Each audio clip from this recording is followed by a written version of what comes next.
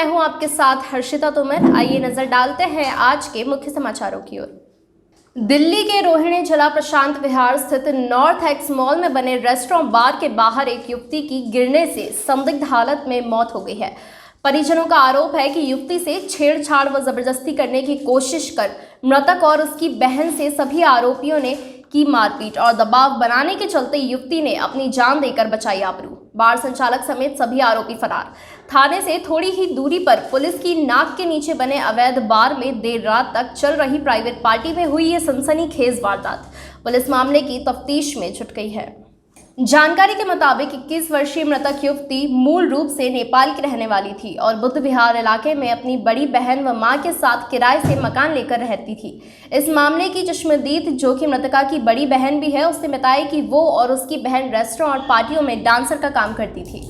वारदात के दिन भी काफी देर हो गई थी और बार मालिक विजय के साथ आए कुछ लड़कों ने पहले वहां जमकर शराब पी और फिर वो सुबह तक रुकने के लिए वहां मौजूद डांसर्स पर दबाव बनाने लगे और उनसे बदसलूकी करने लगे। जिसके बाद जब मृतक युवती बार के बाहर बने वॉशरूम में गई तो आरोपी भी उसके पीछे चला गया और वहां उससे जबरदस्ती बदसलूकी करने लगा, जिसका विरोध मृतक युवती ने किया और इसी बात को लेकर आरोपियों से उसका झगड़ा हो गया। और जब शोर सुनकर सभी बाहर गए तो आरोपी मृतका की बहन से भी झगड़ा और गाली गलौज करने लगे और उन्हें जबरन रोकने लगे। जिसके बाद पीड़ित युवतियों ने पुलिस को भी कॉल करना चाहा, लेकिन आरोपियों ने उनका फोन छीन लिया और इसके बीच ही मृतक युवती आरोपियों की बदसलूकी और दबाव से इतनी ज्यादा परेशान हो गई कि अपनी आबरू बचाने के लिए उसने माले की तीसरी मंजिल से कूदकर अपनी जान दे दी। क्या नाम है आपका? निशा। निशा, क्या हुआ था? क्या पूरी घटनाएं बताएं। काम के लिए, डांसिंग के लिए बुलाया गया था हमें। सोनू है जो लड़की ऑर्गेनाइज करता है, उसने हमें बुलाया था और हम डांसिंग के लिए गए थे। नॉर्थ एक्स मॉल में है वो, ऊपर मस्टर्ड नाम से। उसके वहाँ जब हम गए, वहाँ पर हमारा डांसिंग का काम था। डांसिंग का काम होने के बाद वहाँ पर 1-2 बजे बोला गया था कि ख़त्म हो जाएगा। ऐसे होने के बाद लेट हो गया तो मेरी यानी कि सिस्टर ने बोला कि लेट हो रहा है, हमें जाना है। तो नहीं माने, वो कह रहा अभी 1-2 घंटा और चलेगा। तो मेरी सिस्टर वॉशरूम में गई। वॉशरूम में जाने के बाद जिससे झगड़ा हुआ वो लड़का भी पीछे पीछे चला गया। चल जाने के बाद उनका बाहर से कलेश की आवाज़ आने लगी तो हम सब बाहर भागे कि एकदम से क्या हो गया ये। जाने के बाद देखा तो इनका तो झगड़ा हो रहा है बहुत ज़्यादा। तो एक मैंने और एक लड़की और थी, हम दोनों ने उसे पकड़ा, एंजल को पकड़ा, और जो यानी कि जिससे झगड़ा हुआ उसको वहाँ के लोगों ने पकड़ा। पकड़ने के बाद मैं बाहर गई, मैंने उससे पूछा, मैंने कहा तेरा क्या यानी क्या हुआ, किस बात में? अभी तो सब अच्छा चल रहा था, एकदम से झगड़ा किस टाइप से हो गया ये? तो उसने वही बोला कि मैं आई बाहर तो मेरे से बोलने लगा कुछ ना कुछ। तो मैंने बोला देखो सर, हम यानी कि डांसिंग के लिए आए हैं, ना हम अपना हाथ पकड़वाने आए, ना कमर में हाथ डलवाने आए, तो ऐसे मत करो, ऐसा अच्छा नहीं लगता। तो इस बात में उसने चेयर उठा ली मुझे मारने के लिए। चेयर उठाई जैसी मारने के लिए तो मैंने अपना बचाव किया। बचाव करने के बाद यानी कि उसी बात में बहुत ज़्यादा बहसबाजी हो गई। तो इतनी देर में उसे शांत करा ही रही थी, वो दोबारा से बाहर आ गया लड़ने के लिए। जो लड़का था दोबारा से बाहर आ गया लड़ने के लिए। लड़ने के बाद यानी कि जैसे ही वो उसने मेरी उस पे सिस्टर पे हाथ उठाया तो मैं एकदम से बीच में आ गई। तो उसने मेरे को भी धक्का देके मेरे को भी गिरा दिया। मेरे को गिराने के बाद मैं चिल्लाने लगी तो मेरी सिस्टर ने अपने आप को यानी कि जैसे भी उससे छुड़ा के वो मॉल के बाहर चली गई।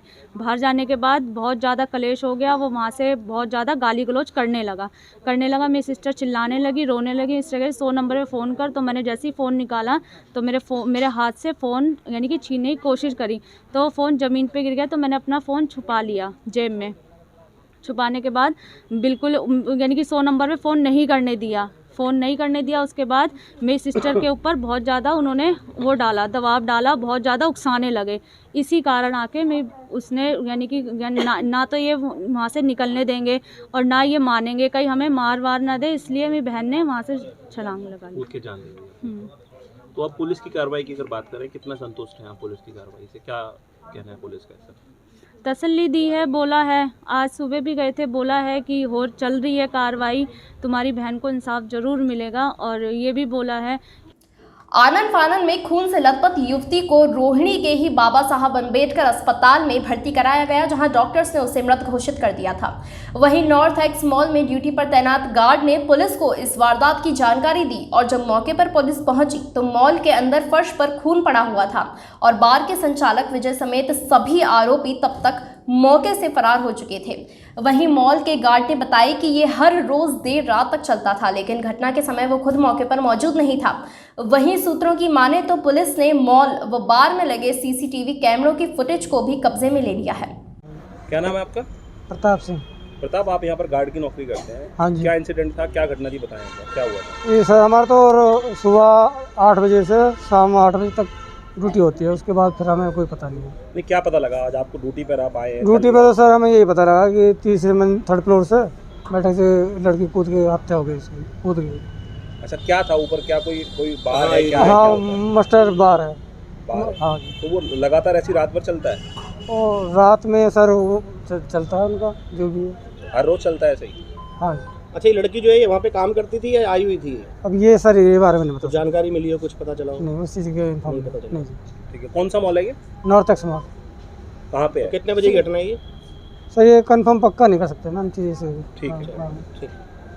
वहीं मृतक युवती और उसकी बहन अपने परिवार का पालन पोषण करने के लिए पहले स्टेज शो किया करती थी, लेकिन लॉकडाउन और परिवार की माली हालत को देखते हुए उन्होंने अभी कुछ महीने पहले ही बार और रेस्टोरेंट पार्टियों में डांस करना शुरू किया था। लेकिन अब इस घटना के बाद मृतक युवती के परिवार का रो रो कर बुरा हाल है और अपनी आंखों के सामने अपनी बहन को दम तोड़ने का वो मंजर नहीं भूल पा रहे हैं। और अब पीड़ित परिवार पुलिस से न्याय की गुहार लगा रहा है, लेकिन उन्हें डर है कि आरोपी परिवार की बड़ी बेटी के साथ भी वारदात ना करवा दे, जिसकी वजह से अब पूरा परिवार ही डर और दहशत के माहौल में है। बहरहाल पीड़ित परिवार ने पोस्टमार्टम के बाद मृतका के शरीर का अंतिम संस्कार कर दिया है और प्रशांत विहार थाना पुलिस विभिन्न धाराओं में मुकदमा दर्ज कर आगे की कार्यवाही शुरू कर दी है और आरोपियों की धरपकड़ के लिए पुलिस की टीमें जगह जगह छापेमारी कर रही है। दिल्ली से इसरार अहमद की रिपोर्ट। इस अंक में फिलहाल इतना ही। तमाम ताज़ा खबरों के लिए हमारे साथ जुड़े रहिए। मैं आपसे फिर मिलूंगी, तब तक के लिए नमस्कार।